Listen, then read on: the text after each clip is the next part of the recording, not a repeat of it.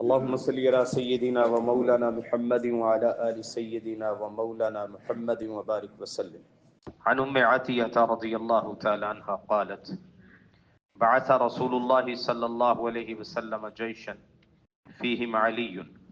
قالت فسمعت رسول الله صلى الله عليه وسلم وهو رافع يديه يقول اللهم لا تمتني حتى تريني عليا. رواہ الترمذی.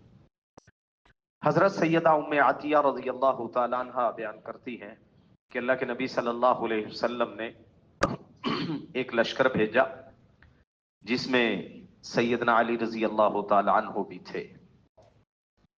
تو بیان کرتی ہیں پھر میں نے اس کے بعد اللہ کے نبی صلی اللہ علیہ وسلم کو یہ دعا کرتے ہوئے سنا کہ اللہ جب تک میں علی کو نہ دیکھ لوں اس وقت تک مجھے موت نہ دینا.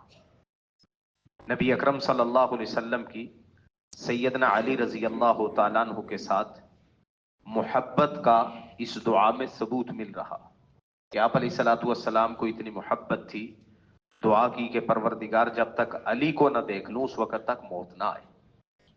اور اس گھرانے کے ساتھ اللہ کے نبی صلی اللہ علیہ وسلم کی خصوصی محبت تھی، چونکہ خیبر کے موقع پر اس وقت خیبر کی فتوحات تقریباً مکمل ہو چکی تھی، کچھ علاقے باقی تھے. انہوں نے ویسے ہی صلح کی درخواست کر دی تھی. اس وقت سیدنا جعفر رضی اللہ تعالیٰ عنہ حبشہ سے تشریف لائے کوئی 15 سال بعد. تو رسول اللہ صلی اللہ علیہ وسلم کو اتنی خوشی ہوئی جیسے ہی پتا چلا کہ جعفر آئے ہیں. آپ اپنے خیمے سے اس تیزی سے نکلے کہ آپ کے کندھے سے چادر گری، آپ نے وہ چادر بھی نہیں اٹھائی، یوں ہی گھسیٹتے ہوئے نکلے اور ارشاد فرمایا کہ مجھے نہیں پتا کہ خیبر کے فتح ہونے کی مجھے زیادہ خوشی ہے یا جعفر کے آنے کی خوشی ہے. اتنی خوشی ہے مجھے. فتح مکہ کے موقع پر انہی کی بہن حضرت سیدنا علی اور حضرت جعفر رضی اللہ تعالی عنہما کی بہن حضرت، ان کا اصل نام تھا فاختہ، جن کو ام ہانی کے نام سے جانتے ہیں.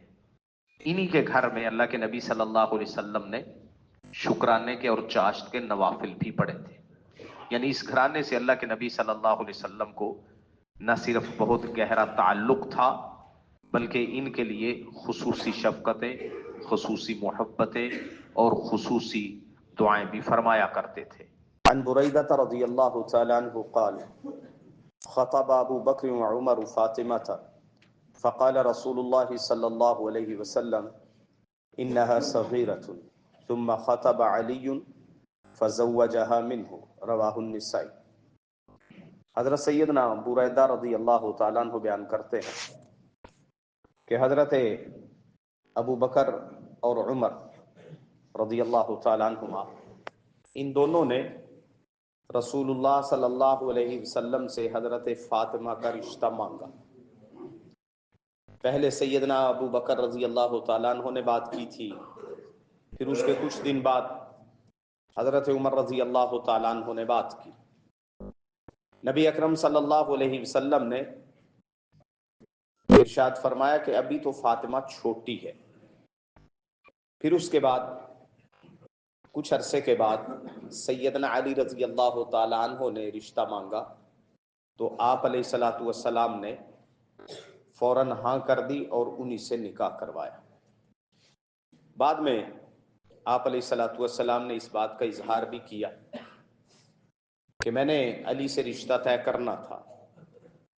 اور پھر سیدنا علی رضی اللہ تعالیٰ عنہ کے بارے آپ علیہ الصلوۃ والسلام نے سیدہ فاطمہ سے ارشاد فرمایا کہ میں نے سب سے بہترین انسان کے ساتھ تمہارا نکاح کیا ہے.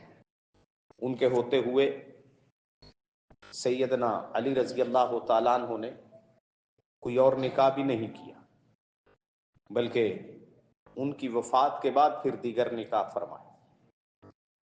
چنانچہ بڑا برکتوں والا یہ رشتہ رہا. آپ علیہ الصلوۃ والسلام نے بہترین انداز میں انکار فرمایا کہ ابھی وہ چھوٹی ہے، بس اتنی سی بات کی. پھر بعد میں انہوں نے ضد بھی نہیں کی کہ نہیں ہمیں رشتہ چاہیے. اپنے لیے وہ چاہ رہے تھے، اپنی اولاد میں سے کسی کے لیے نہیں، بلکہ اپنے لیے پیغام دیا تھا. چنانچہ اللہ کے نبی صلی اللہ علیہ وسلم نے پھر اپنے چچا زاد سیدنا علی رضی اللہ تعالیٰ عنہ سے نکاح کیا، اور یہ برکتوں والا نکاح تھا، اس میں کوئی شک و شبہ نہیں. اللہ رب العزت ہمیں بھی اس گھرانے کے ساتھ اور تمام صحابہ کے ساتھ بھرپور محبت نصیب فرمائے.